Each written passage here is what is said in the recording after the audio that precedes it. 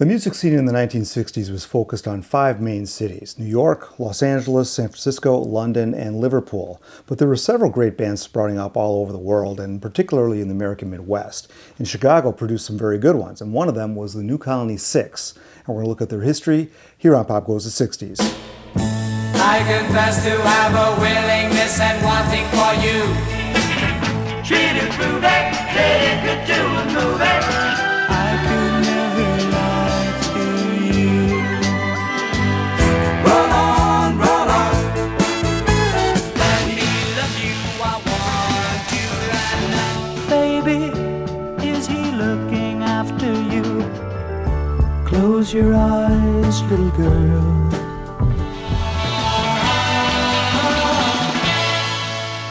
Formed in 1964 at St. Patrick's High School in Chicago, the Patsmen, as they were billed, were named after their high school when they took the stage for a talent show. Bringing the house down, they were off and running. Wanting to develop an image that contrasted the British invasion, they named themselves the New Colony Six. So the six were Patrick McBride on vocals and harmonica, Ray Graffia, vocals and tambourine, Jerry Collenberg, lead guitar, Wally Kemp on bass, Craig Kemp on organ, and Chick James on drums. By early 1965, the New Colony Six were local sensations, and college dates and bookings started to pile up. It wasn't long before they figured they should really go to Hollywood to see if they could make it big there, because that's where the music industry was, right, in Los Angeles. So they headed out there and rented a duplex in Hollywood. You always hear the term, it's a small world, isn't it? Well, the New Colony Six, fresh from Chicago, rented this duplex on Hollywood Boulevard, and their flatmates in the other part of the duplex was Paul Revere and the Raiders. And they were also wearing colonial outfits. Who would have thought it?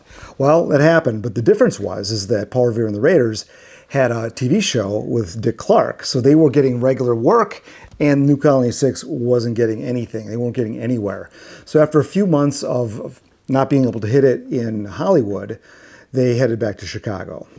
They returned from California broke and dejected, but one thing they did have going for them was very strong support from their parents. And instead of looking for a record label, they decided, well, let's just form our own label. So with the parents backing, they formed Centaur Records, and that was going to be distributed first by USA Records and then by Cameo Parkway. And that's how they released their first single. I confess to have a willingness and wanting for you. To have you here by me, all my life through. Considered a garage masterpiece, I Confess hit number 80 on the Billboard chart, so that was not bad for the first try. It got to number 71 in Cashbox, and in Chicago at WLS, it was number 2 in the city. Written by Ray Graffia and Jerry Collenberg, it was licensed to be released in both Canada and England.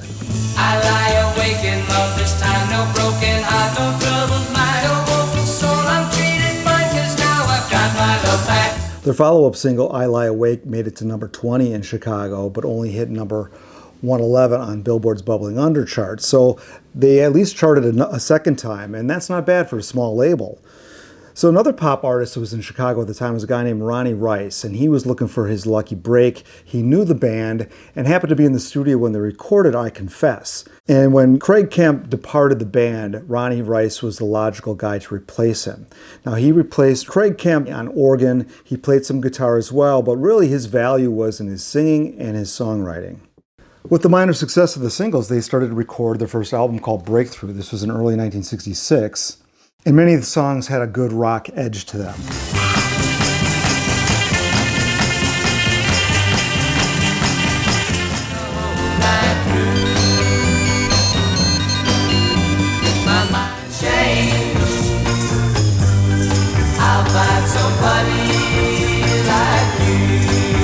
At the River's Edge was their rave-up song that they would do live, but overall they were kind of a garage pop band that was driven by organ. That was their main sound. But they also could do some very fine ballads as well. We once were together, but now we're apart. Don't you think it's time to stop your crying? Funny too, little children wonder why. Parents answer, live a lie, 'cause the time of the year is That last song, Time of the Year is Sunset, is perhaps the best song on the album, but when they released it as a single, it did not chart at all, so maybe it was a little too mellow. So one of the impressive things about this album is that all the songs, except for two, are original compositions. So since the last single was more of a mellow song, they got back to the roots with the next single.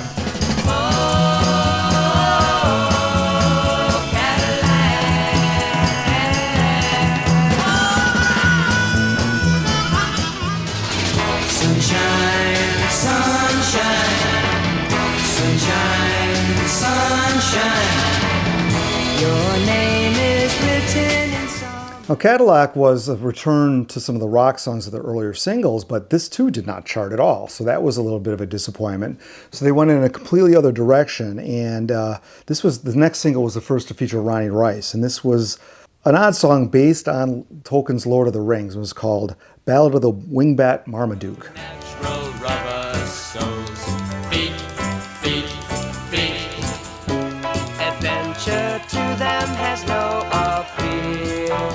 Ballad of the Wingbat Marmaduke did not chart either. That was 3 stiffs in a row, so they quickly released Love You So Much, which went up the charts, hit number 2 in Chicago.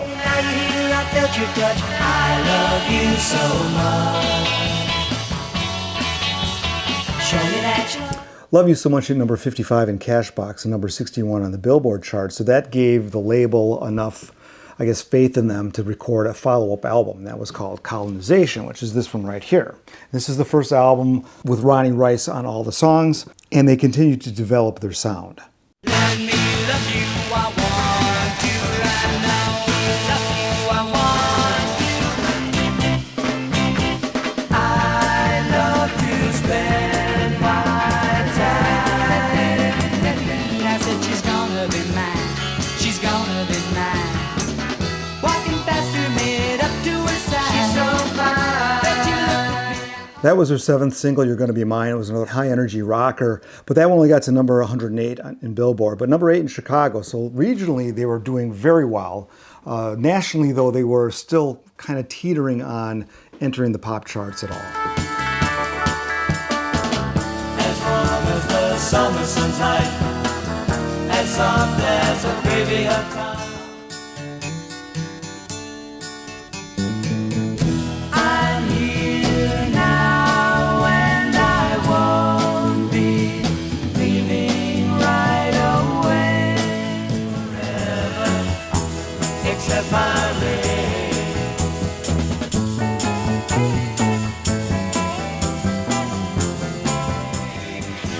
Except my ring.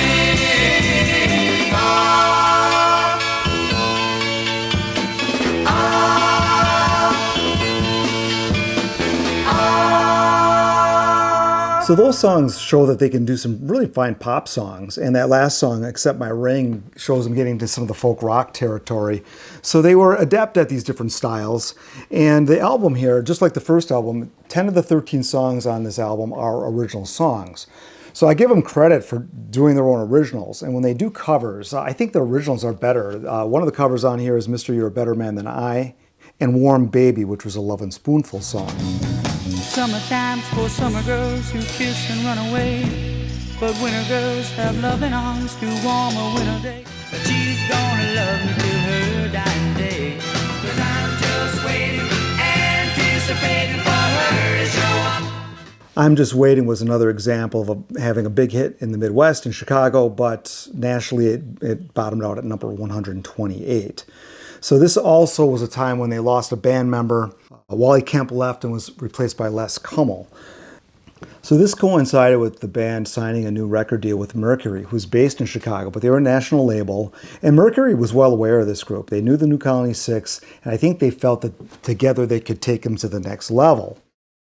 So they started recording demos, and one of the demos was very well done, and it was ended up being released as a single. Treat it groovy, take it to a movie. Show her a good time. Show her.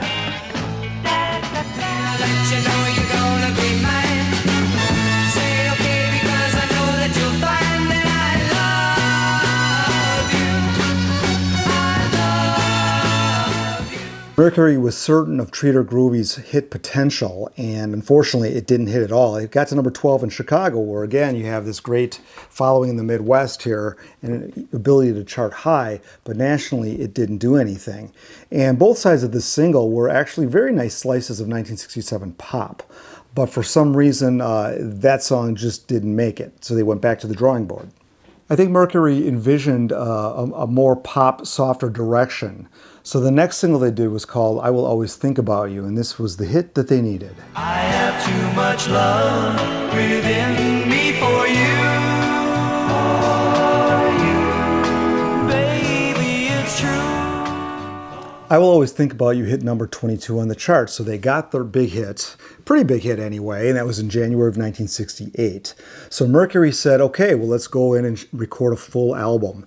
So they started recording the album in April of 68, and by this time the band had composed several new songs. I'm a handyman, a disappearing quantity. I'll even hang your dreams. Tomorrow she will come and we will love again. Thoughts that used to make me cry now only make me stop and think of you and all the... That last song sounded a little bit like the Zombies, and through these songs you can hear all the production and the orchestration that Mercury is using to try to put this group over as a pop band, which we see they do on the next single, Can't You See Me Cry. Won't you love me? Don't you need me? Can't you see me cry?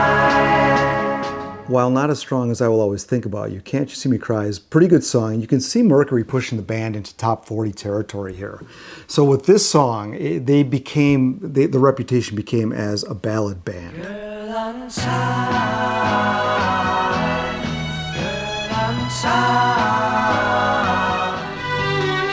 They think that summertime's another name for love. So their third album, or their first for Mercury, is called Revelations. And this only got to number 157. And the prior album got to number 172. So Mercury being a bigger player, and they had a couple hit singles off this album, or at least minor hits, that still didn't push their album charting very high. So that tells me that people viewed this band as a singles band. Because the former label Centaur didn't have much power. So anyway, that doesn't detract from the good quality of music on this album. As you can see, they dropped the colonial outfits. They're going for a little bit more of a hippie look. And this album doesn't rock as hard as the first two albums. They were really being positioned by Mercury as more of a ballad band. So with the next single, they wanted to come out rocking. Come and give your love to me. If you feel the hour is too late. Come and Give Your Love to Me was released in late 1968 and was intended to be the lead-off single to the next album. And, with Revelations kind of underperforming, they were hoping that this return to rock would energize their fans a little bit, but unfortunately this single did not chart at all. And Mercury was really disappointed, and I think that the fourth album was maybe in question at this point as well. And it wasn't until DJ Larry Lujak flipped the record over and started to play the B-side that they had a hit. Baby, baby, there's things I'd like to say. I was hoping that with our love we would get married someday. Things I Like to Say was written by Ronnie Rice and Les Kummel, and this became their biggest national hit, charting at number 16 on Billboard. Hit number 2 in Chicago again, as a lot of their hits usually do. And it's one of the best breakup songs of the 60s, with this tender vocal and this really beautiful piano coda. So it was a little bit out of left field. It wasn't your typical slick pop song. It had a little more depth to it because I think it wasn't so overproduced. Now with this hit, this was late 68, they did a tour with the Beach Boys, and this opened up more opportunities for them to do television appearances. Now by early 1969, they started working on their fourth album, Attacking a Straw Man, but there was going to be a lineup change just before this album got started, and that was Chick James leaving the band to be replaced by Billy Herman. Now Herman was in the Chicago band, a psychedelic band called Aorta, and he added some much needed hipness to the band, looks wise anyway. But he was not only a drummer, he was a singer and songwriter as well. I think due to the intricacies of the piano playing and things I'd like to say, they added a seventh member, and that's Chuck Jobs. And he was a piano player and a producer and arranger. So they really were upping their game here, adding these players in and making the band stronger. Hoping lightning would strike a couple more times, their next two singles were ballads in the same vein as Things I'd Like to Say. I want you to know that your love will always be. I could never lie to you, my love. I could never lie to you. These songs charted in the middle of the Billboard Hot 100, and the album Attacking a Straw Man didn't rely just on ballads. It was a little more diverse. If you say you want me to, I'll do anything for you. La la la la la la la. Trying to find a trace of a dream. I'll explain.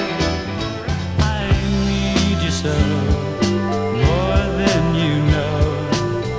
Say you love me, babe. The whole world and you're free. You can do what you want. You're free. You can be what you want. You're free. Free is a place to be. That last song, Free, sounds a little bit like Blood, Sweat, and Tears, the Al Cooper version of it. So they were branching out a little bit more, and they obviously had the ballads down, but they were writing better stuff now, and they had some better arrangers and some fine players in the band. And this album was the second album in a row to have all original songs on it. Now that doesn't mean they didn't occasionally do a cover song, like the cover they did of Groovin' Is Easy on the Mike Douglas Show.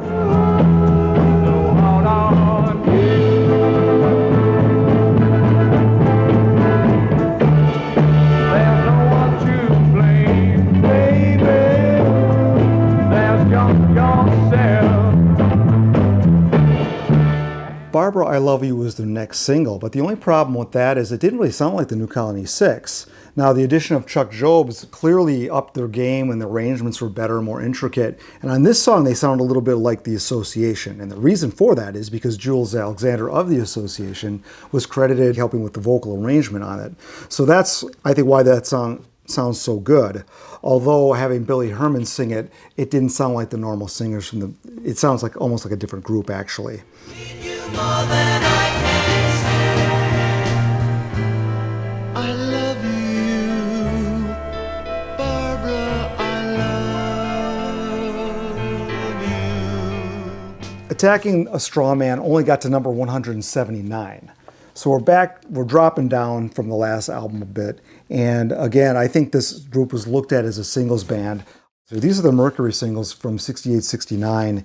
And, I think they're not that hard to find. I think they sold pretty well. Even though they didn't chart really well, you get this thing called a turntable hit that maybe didn't chart so well, but sold in the stores. And that's typically, their Cashbox charting was usually better than the Billboard charting. So that Cashbox was ranked just on sales alone.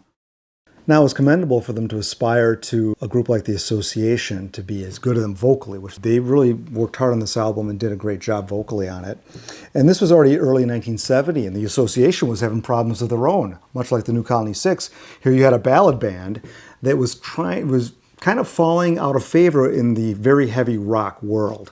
So The Association's chart success started to betray them by 1969 as well. So the New Colony Six had to compete with all the outdoor festival bands and all this heavy rock going on, and they came out with this song, People I Mean, which is a really great rock song. It's about people. It's about me. I really liked this song, but unfortunately, it only bubbled under at number 116. Now, their next single was even better. Close your eyes, little girl. Tell me, what do you dream about a boy and girl? Close Your Eyes, Little Girl was written by Ronnie Rice and Patrick McBride. And unfortunately, it didn't chart at all, even though I think it's a great song. And one of the things that makes this song special, I think, there's a really nice hard bass driving this song that gives, even though it's a ballad, it gives it an edge and some beautiful piano work, just like in Things I'd Like to Say. So I think, were trying to replicate the success of that single, and unfortunately, it didn't chart for them. The fast-paced Muddy Feet at the Mississippi was recorded, but it was not released.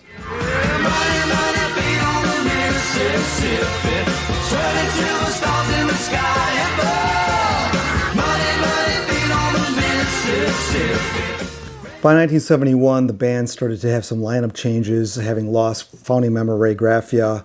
Les Kummel also left the band. Graffia, along with his former New Colony Six bandmates Craig Camp and Chick James, formed the Raymond John Michael Band and had a couple releases under that name. That's why I think I got rich kid. Ooh. Meanwhile, the New Colony Six released a string of fine singles on the Sunlight label, another Chicago-based company. Roll on, roll on. We got so much going on.